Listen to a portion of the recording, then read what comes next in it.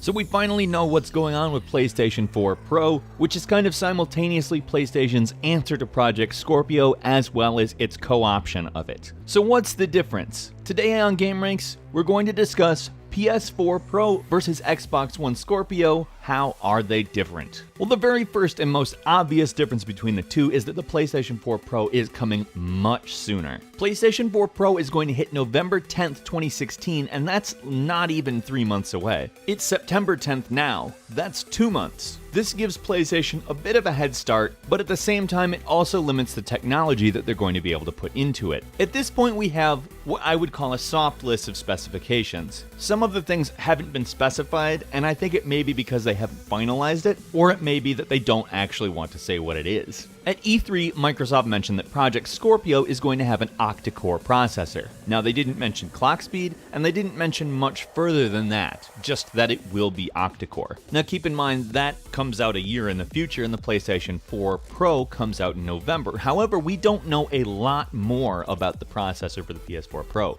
The PS4 Pro is also going to have an octa-core CPU, although if we're going sheerly on number of processors, this is a good spot to illustrate how different a year can make it, because guess what? The original PlayStation 4 also has an octa-core processor, and so does the Xbox One and the Xbox One S. And it's also been confirmed that it's going to be an x86-64 Jaguar. Obviously, as far as structure, is very similar to the PlayStation 4 regular processor. Because of this similarity in architecture, as well as some educated guesses by tech evaluators, a lot of speculation is placing each of these cores at 2.1 GHz, which is certainly higher than the PlayStation 4's. The original PlayStation 4 clocks in at 1.6 GHz on each of the various processors. Also, on paper, it could not really mean a lot. Depending on how it's utilized, if Project Scorpio's processors aren't really a lot higher than 2.1 GHz, it may not be that different. The Xbox One, for instance, has a 1.75 GHz octa-core AMD CPU compared to PS4's 1.6 GHz octa-core AMD CPU. In a lot of cases, the PlayStation 4 works better, and there's a lot of different reasons for this, but there's probably a reason they aren't releasing specific numbers for either the PlayStation 4 Pro or Project Scorpio, on account Sony is very likely not exactly sure what they're competing with, and Microsoft probably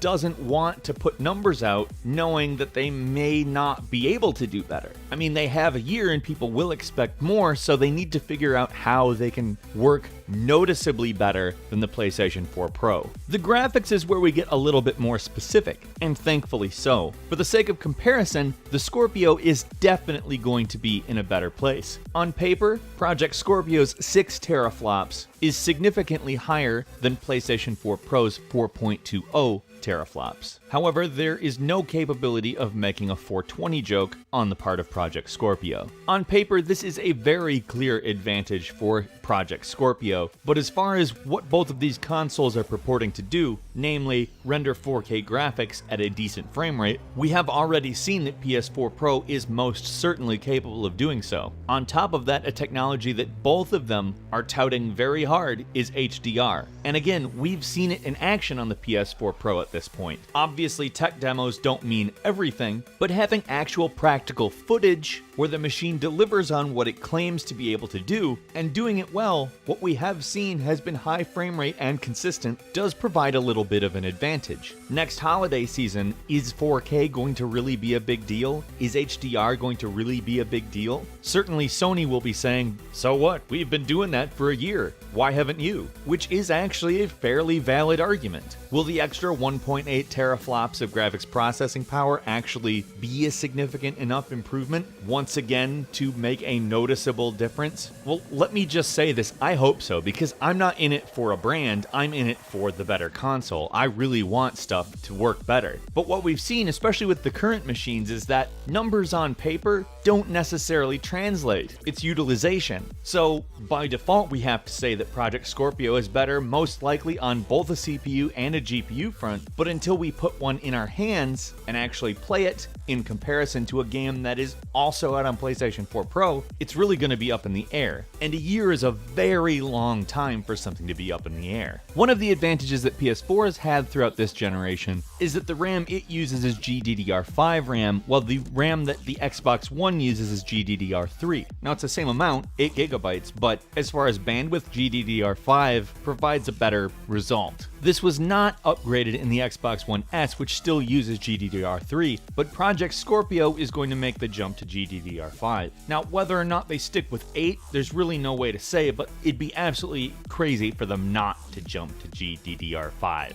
Something Project Scorpio is going to do that the PlayStation 4 Pro does not is already being done by the Xbox One S, and that is a 4K Blu-ray stream. You cannot put a 4K Blu-ray into a PlayStation 4 Pro and get anything out of it. It's not going to work, which is weird considering it does support 4K streaming, and Sony owns the Blu-ray technology. So, alright. There was also a rumor that they were going to charge for patches that would make games more compatible with the PlayStation 4 Pro's features, but that's flat out against the rules that Sony has put out for the developers. If there are any fees, they're paid by developers, and that's it. PlayStation is taking the same route that the Xbox One is in creating a gaming platform as opposed to a gaming machine. Games are made to be compatible with both the PlayStation 4 and the PlayStation 4 Pro, just as Xbox One games are meant to be compatible with Project Scorpio, and vice versa. You're not allowed to make a game that will only play on one of the consoles. Hopefully this is being done with the intent of outmodding backwards compatibility, that it's never an issue again, and that everything can be ported to the current format and just let us play it forever. Just let me have it, okay? Can I have it? Can I have the game? Thanks. PS4 Pro is going to cost you $399 in North America and $349 in the UK. There's no definitive pricing announced on Scorpio, but currently the Xbox One S sells for $299,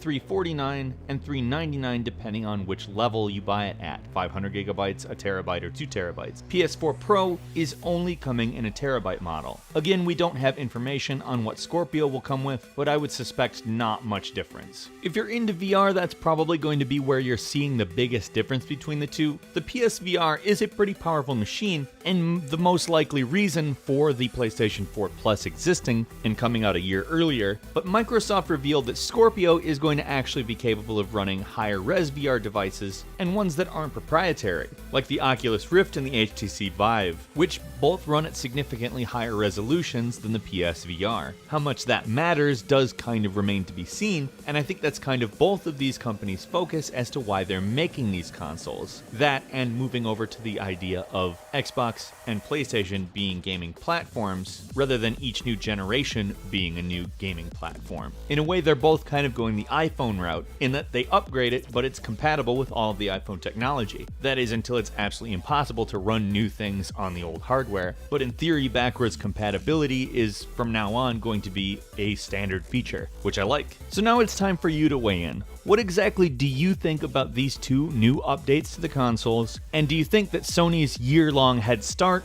is going to give them a distinct advantage, or do you think Microsoft's better hardware is going to give them a distinct advantage? Let's meet in the comments. I'm interested in your opinion, and if you enjoyed this video, please click like. If you're not subscribed, now's a great time to do so. We upload brand new videos every single day of the week, and the best way to see them first is, of course, a subscription. As always, we thank you very much for watching this video. I'm Falcon. You can follow me on Twitter @FalconTheHero, and we'll see you next time right here on gameranx.